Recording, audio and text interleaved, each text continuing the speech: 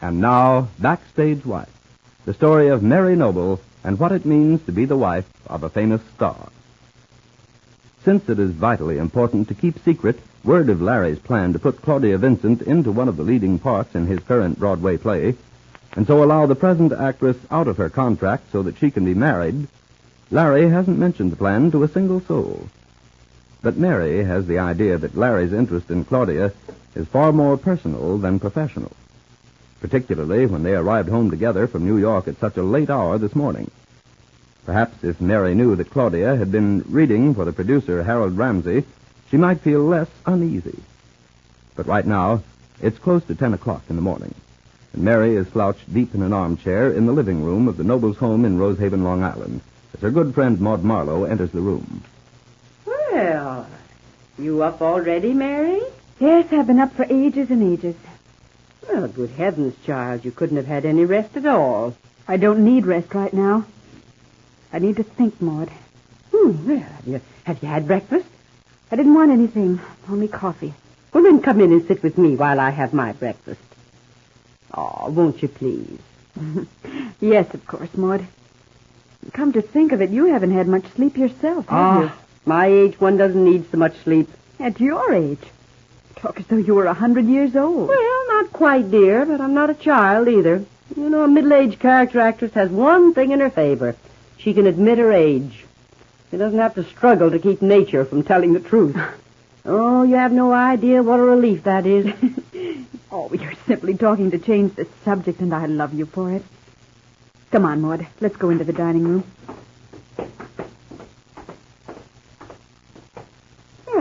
Now then. Sit down here and keep me company. I will. Oh, let me pour your coffee, Maud. It's still very hot. That'll be fine. Now then, will you have bacon and eggs, or... Oh, you know I never eat anything except a piece of toast and my coffee. I'll put the bread in the toaster.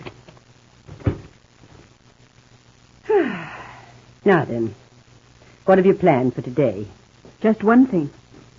I'm going to the bank and put those papers I got back from Rupert Barlow into our deposit box. I see. Have you decided whether to say anything to Larry about having them back? Yes, Maud, I've decided. Oh? What? I don't propose to say anything at all. I think that's a mistake, my dear. I can't help it. After the way he and Claudia came home last night, this morning, and the way they talked. Well, you know, Mary, I've thought that all over. I must admit it sounded very disquieting in the early hours of the morning, but then one's judgment is never very good at that hour. Mine is just the same this morning as it was when I went to bed. Larry wants to carry on with Claudia Vincent right in this very house, and I'm certainly not going to tell him anything about getting those securities back from Rupert Barlow. Well, look at this in a more reasonable light, Mary. Now, no matter what you may think, I feel sure that Larry isn't in any way involved with Claudia, not romantically at least. Oh, Maud, after what she said last night... It doesn't make any difference. I know that Larry wouldn't behave that way. Oh, of course he wouldn't, if he was in his right mind. But he's utterly dazzled by this woman. He's bewitched. Just follows her around in a kind of dream. Oh, nonsense. Larry's far too level-headed for that.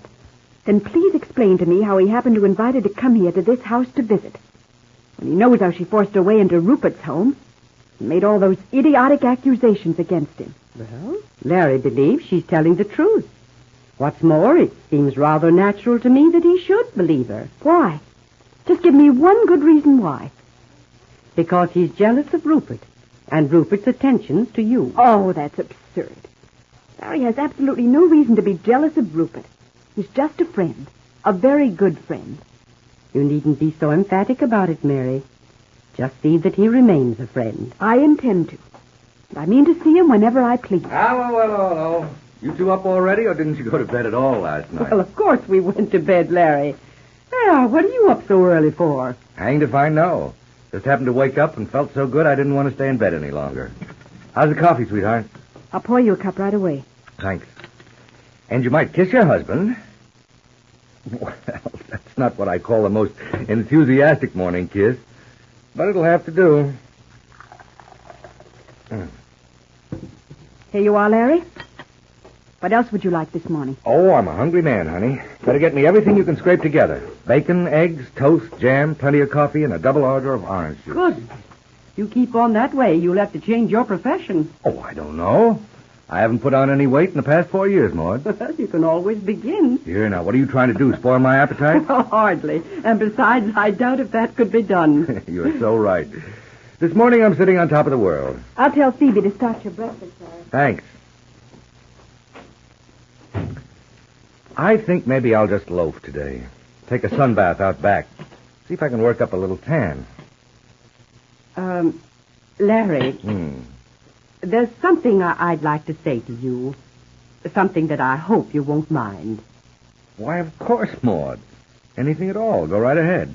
Well, you see, the way it looks... Good morning, all you early birds. Hello, Claudia. You up too? Oh, yes, I simply couldn't sleep. Oh, I'm far too excited. But I didn't expect to see the rest of you, at least all except Mary. Mary's in the kitchen. Here, sit down. Thanks. Oh, even Mary is up and about. What a splendid little family group. Oh, good morning, Miss Marlowe. Good morning. Well, if no one's looking at the paper, might I see it for a minute? Sure thing, Claudia. Here. Thank you, Larry. Oh, I only want to skim over one or two of the features. How do people manage to fold papers without getting them all muffed up? Here, let me help you. What do you want to see first? You might turn to Marty Rufus's gossip column. He's so delightfully mean, he makes wonderful breakfast table reading. Yes. Here you are. And I hope Marty doesn't spoil your appetite. Will you tell me what you'd like for breakfast, Claudia? I'll be glad to go into the kitchen and get it for you. Claudia? She's reading. Yes, so I see. The power of concentration. What was it you wanted to say to me, Maud? Oh, not now, Larry, later. Oh, I can't bear it. Oh, how could he be such a rat? What's the matter, Claudia? Oh, did he have to print all of that now of all times? Why did he have to go and spoil everything? Just as I was about to get a break. What is it, Claudia? What's wrong? Oh, everything's wrong. Oh, I might have known something would happen. I could kill that Marty Rufus. I think he's mean. He's horrible. I detest him. Oh, I'll crumple you up into nothing. Oh, I can't bear that. Claudia! Why did he have to go and spoil everything with his hateful gossip? Well, What was that? your charming house guest has thrown a slight fit. Larry, what's the matter? Don't ask me, Mary. I haven't the slightest idea. She was reading the paper, and all of a sudden... Well, Marty Rufus must have said something. She read it, then bunched the paper into wad, threw it on the floor, and dashed upstairs. Oh, quite a performance at that. Here's your plate, Larry. I'll put it down while it's hot. Thanks. I wonder if you hadn't better go up and see if she's all right. Let me see what Marty Rufus said first. I'll hear if I can just smooth it out.